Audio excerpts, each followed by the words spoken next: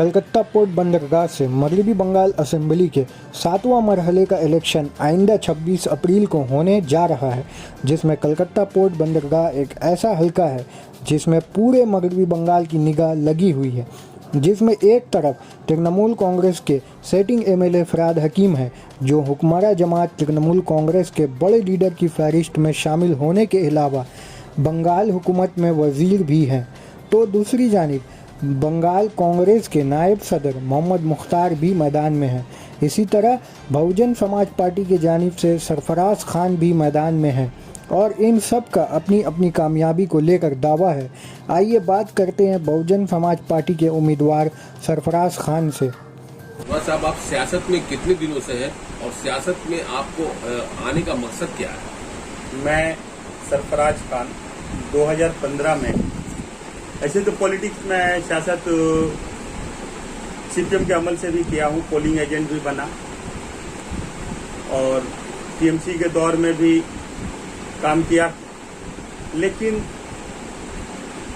मुझे ये लगा कि मुझे लैंपपोस्ट बनने से कहीं बेहतर है, बड़े टीम का वॉलेंटियर बनने से कहीं बेहतर है छोटे टीम का कैप्टन बनना। इसलिए मैं वॉलेंटियर बनने से बेहतर कैप्टन बनने के लिए मैं बहुजन समाज पार्टी 2015 में ज्वाइन किया और 2015 में ही यहाँ से कोलकाता पोर्ट असेंबली में ही 3 कारपोरेशन कैंडिडेट दिए थे और 2016 में जब ये विधानसभा हुआ तो उस वक्त मैं खुद नॉमिनेशन किया कोलकाता पोर्ट असेंबली से और 2019 में साउथ कोलकाता लोकसभा जो 17 पार्लियामेंट्री कंस्टिट्यूंसी था 2019 में, इसमें भी मैं नॉमिनेशन करके पूरी साउथ कोलकाता में कंटिन्यू किया और अपना पैगाम लोगों तक पहुंचाया। और अभी ये खुशनसीबी ये है कि मैं 2021 में दोबारा हमारे इस होम असेंबली में दोबारा नॉमिनेशन फाइल करके हमारे आवाम के बीच मैं गया और दोबारा लेकर आज इस काबिल इस मुकाम तक आया। लोगों का फीडबैक, रद्द अमल कैसा आपके सामने आ रहा है? आप 2019 में भी रहे, आप 2016 में भी रहे इनके दरमियान और 2021 में भी आप इनके दरमियान, तो तब और अब में क्या फर्क आपको समझ में आया? मैं जब 2016 में जब नॉमिनेशन फाइल किया था, जिस तरह होता ना एक मकतब में बच्चे को दाखिला लेना, तो मैं उस मकतब में दाखिल हुआ था, उसमें मैं पढ़ रहा था पॉलिटिक्स की पढ़ाई। अभी आहिस्ता से जब 2019 में जब ये नॉमिनेशन में फाइल किया साउथ कोलकाता का, जब ये पूरी कलकत्ता घूमा, पोस्टरिंग किया, एडवर्टाइज किया, अपने आप का इंट्रोड्यूस करवाए, बहुजन समाज पार्टी का इंट्रोड्यूस हुआ। बहुजन समाज पार्टी का एक अपना बंगाल में बेस है, यहाँ पे बहुत सारे बहुजन समाज का वोट है, तो इससे एक अपने को बेनिफिट मिला, एक अपना नाम आया, टीआरपी मिला, लोग पहचाने। उसके बाद चूंकि जिस तरह आहिस्ता आहिस्ता चढ़ता है, उसी तरह मैं भी चढ़ते चढ़ते आज कोलकाता पोर्ट में कुछ हो या ना हो, सरफराज खान का एक नाम चल रहा है, बहुजन समाज पार्टी का एक नाम चल रहा है, जिस नाम के बदौलत, जिस काम के बदौलत आज बहुजन समाज पार्टी पूरी बंगाल में 170 कैंडिडेट देकर एक इतिहास रच दिया है। साल 2021 में कलकत्ता पोर्ट गिने चुने हाई प्रोफाइल कॉन्स्टिट्यूंसी में आ रहा है, जहां पर रूलिंग गवर्नमेंट यानी टीएमसी के बड़े लीडर इलेक्शन में, चाहे हम बात करें जोड़ा साकू की बात करते हैं, हम अगर कलकत्ता पोर्ट में टीएमसी के फराद हकीम साहब ये तीसरी मरतबा हैट्रिक करने के लिए खड़े हुए हैं। फराद हकीम का एक चेहरा टीएमसी गवर्नमेंट में मुस्लिम रिप्रेजेंट के हैसियत से भी होता है, तो क्या इस सूरत में आपको लगता है कि ये जो हाई प्रोफाइल वोट में आप जो जा रहे हैं, एक तरफ कांग्रेस के कैंडिडेट मोहम्मद मुख्तार है जो स्टेट कांग्रेस के नायब सदर भी है और एक कद्दावर शख्सियत मानी जाती है, और एक तरफ फराद हकीम है, एक तरफ आप है, ये 3 तरफा मामला होने के अलावा साथ में बीजेपी के अवैध किशोर शर्मा गुप्ता साहब है जो वो भी जमीनी सतह के लीडर माने जाते हैं। तो इन तमाम लोगों के दरमियान आपको अपने वोटरों से किस तरह से आपको ये लग रहा है कि वो आपको सपोर्ट करेंगे और आपके साथ रहेंगे, आपकी बात को सुनेंगे? मैं एक बात आपको बताऊं, वो बड़े टीम के कैप्टन है, मैं छोटा ही टीम ही सही बट मैं कैप्टन हूँ। पहला हमेशा कैप्टन टू कैप्टन होता है। अब एक चीज बताइए, अगर कोई स्टूडेंट आज हमारे जनाब फिराद हकीम साहब कोलकाता पोर्ट के अवाम ने उनको 10 साल मौका दिया। इस 10 साल के दौरे हुकूमत में हमारे पोर्ट के अवाम वोटर्स का नसीब इतना अच्छा कि जिनको चुनता है उनको मिनिस्ट्री मिल जाता है। आज हमारे हकीम साहब को 5-5 पोस्ट मिला, लेकिन इस 5 पोस्ट रहने के बावजूद हमारे इस इलाके की बेरोजगारी को दूर नहीं कर पाए। हमारे इस इलाके में जितनी कंपनियां थी, हर कंपनियां बंद हो गई। हमारे बगल में बीओसी है जो बंद हो गया, जिसके लिए उनका कोई आवाज नहीं है। हमारे बगल में बीकोलॉरी है जो बंद हो गया, इसके लिए कोई आवाज नहीं है। हमारे बगल में एक स्टील लाइट कंपनी जो ममता बनर्जी 2010 में यहाँ आई थी इलेक्शन में, कही कि हमारे कमर में चाबी है, आप मुझे वोट दो मैं इसे खुलवा दूंगी, लेकिन उन्होंने खुलवाया नहीं, बल्कि वहाँ प्रमोटिंग करके वहाँ असुआ का एक बड़ा प्रोजेक्ट लॉन्च हो गया। यहाँ निकासी का मामला बहुत बड़ा मामला है, जिस मामले में हमें शर्म आती है कि हमारी घर की बहू बेटियां कपड़े उठाकर चलने तो मजबूर हो जाती है।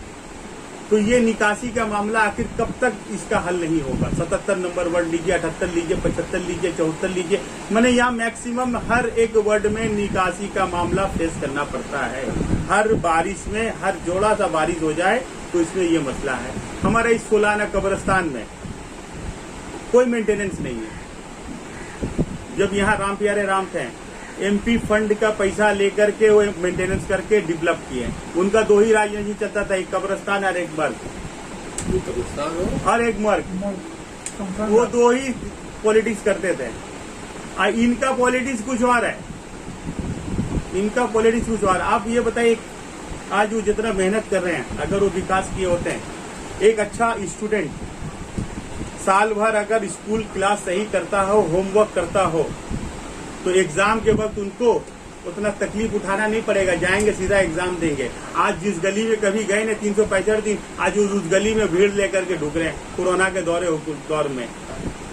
तो इससे जाहिर होता है कि आपने 365 दिन में 52 हफ्ता माइनस कर दे, बाकी आपने अच्छी तरह से क्लास नहीं किया, जो आज अभी एग्जाम के वक्त में आपको इतना मेहनत करना पड़ रहा है।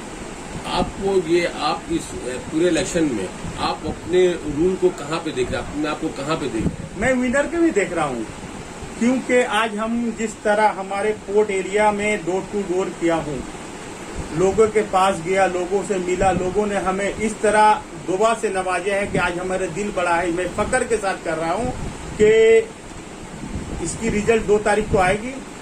आप सबों के बीच इंशाअल्लाह देखिएगा रिजल्ट क्या होता है, क्योंकि एक चीज, किन इशू पे इलेक्शन लड़ रहे हैं? मैं यहाँ बहुत सारे इशू है। एक नंबर 1 बेरोजगारी, दूसरी तालीम, वाटर लॉगिंग, पानी सप्लाई, और यहाँ पे बंद कंपनियां को खुलवाना। हमारे बस में जितनी होगी ये मैं करूंगा, और वाईफाई जोन, एजुकेशन फ्री। हर मदरसे को आईटी से रिलेटेड करवाने का एक हमारा एक पहल है, जो हमारे इस इलाके में जितने भी मदरसा है, हर मदरसे को यूज 88 का एक्ट में लाकर उनको आईटी रिटर्न सर्टिफिकेट देने का सलाहियत पैदा हो। उस हिसाब से हम अपने जितने मदरसे सबों को रिकॉग्नाइज करवाने का मैं वादा करता हूँ। अच्छा, आपको लगता है कि टीएमसी गवर्नमेंट ने जो इस दफा जो टीएमसी गवर्नमेंट पे एक इल्जाम हमेशा ये लगा रहता है कि ये मुसलमानों की हमदर्द है और मुसलमानों के लिए बहुत सारा काम करती है, तो क्या वाकई ऐसा है कि तृणमूल गवर्नमेंट ने मुसलमानों के लिए, माइनॉरिटी के लिए काम किया है?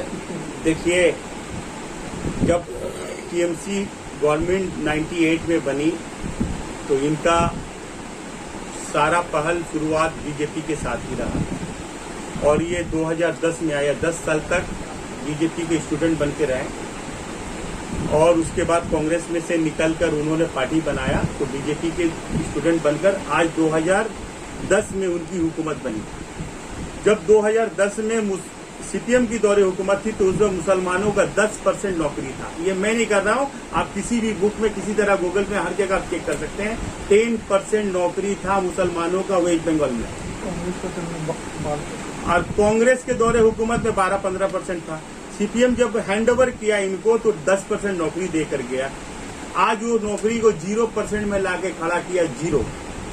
जो ममता तृणमूल सुप्रीमो का कहना है कि उसने 68 लाख मुसलमानों को नौकरी दिया है। आप हमें इसका एक एक नाम एक एक ये करके हमें नहीं, पूरी बंगाल के मुसलमानों को, पूरी बंगाल के अवाम को आप 68 लाख नाम एक फरिश्ती बनाकर आप इसे साया कर दे। गूगल्स में हो, नेट में हो, पेपर में हो, मीडिया में हो, सोशल मीडिया हो, टीवी हो, चैनल हो, गोदी मीडिया हो, हर जगह आपको मैं चैलेंज करता हूं, अगर 68 लाख आदमी को आपने नौकरी दिया हो तो सबों को फरिश्ती बनाकर आप उसको अपलोड करते हैं। जब फरहाद हकीम साहब 2011 में जब पोर्ट बंदरगाह में पहली मरतबा इलेक्शन होने आए थे तो उन्होंने जो जो उस जमाने में वादा किया था, क्या वो उसको फुलफिल किया उन्होंने? नहीं, उन्होंने कोई फुलफिल नहीं किया। हमें बताएं वो 5-5 पोस्ट लेने के बावजूद कितने लोगों को परमानेंट नौकरी दी है। 100 दिन की रोजगार को छोड़िए, ये हवा का झोंका, 100 दिन काम किया, बाकी दिन क्या करेगा वो? 100 दिन भी काम नहीं मिल पा रहा है। हमारे बहुजन समाज के लोगों को आज 100 दिन की नौकरी भी नहीं मिल पा रहा है। जो डी ग्रेड का आज भी डग लेबर बोर्ड में, पोर्ट कमीशन में, हमारी पोर्ट अंचल में अभी भी 47,000 जगह खाली है डी ग्रेड की नौकरी में, लेकिन आज तक उसे फुलफिल नहीं किया गया है। तो मैं कैसे करूं कि 10 साल में उन्होंने बहुत कुछ कर दिया। हमें एक एक वार्ड में पता है कि कितने लोगों को परमानेंट नौकरी दी है। कारपोरेशन, विकास मंत्री अभी अपना जो उन्होंने मैनिफेस्टो जारी किया, कागज जो अपने वार्ड कॉन्स्टिट्यूंसी में जारी किया है, उन्होंने दिखाया कि उन्होंने जो जो वादा किया था पोर्ट बंदरगाह के लोगों से, तमाम वादों को उन्होंने पूरा कर दिया। इनसे बड़ा एक फरिश्ती एक जारी किया है नरेंद्र मोदी ने, इनसे बड़ा, तो क्या वो पूरा कर दिए? लोग कहने में बहुत कुछ कर देते हैं, लेकिन करना बहुत ये होता है। वो करके दिखाएं, चालू करके दिखाएं, फुलफिल करके दिखाएं। आपका ये जो जलसा जुलूस या प्रोग्राम, या आप जिसको आप बोल सकते हैं कि लोगों के दरमियान जा रहे, सिर्फ क्या सिद्दीकपुर तक अपने आप को लिमिटेड कर रखा है, या आप गार्डन रीच? मैं गार्डन रीच हमारा है, गार्डन रीच के लोग हमारे हैं। कोलकाता पोर्ट, जी हाँ, मैं गया, मैं जाकर रोजे रख कर वहाँ पे लोगों से डोर टू डोर किया, जाकर मिला, सबों से ये किया, और इसकी बात गवाही देगी आपके वो पेपर में भी साया हुआ हमारा डोर टू डोर के बारे में। हर कोई एडिटर वहाँ पे, लोग हमारे फेसबुक और मीडिया लाइव भी चला है। लोगों ने दोनों हाथ उठाकर दुआ दिए, 4-4, 5-5 तल्ला बिल्डिंग से खिड़की से झाँककर उन्होंने नवाजा है कि मेरा बेटा सरफराज खान 3 नंबर बटन दबाकर आपको ही वोट देंगे। हमें बहुत खुशी है इस बात का कि आज मटिया बुरुज से लेकर किदिरपुर तक हमारा है और हम उनका है। आज वो हमारे साथ है, हम उनके साथ हैं, और इंशाल्लाह हमेशा उनके साथ रहेंगे।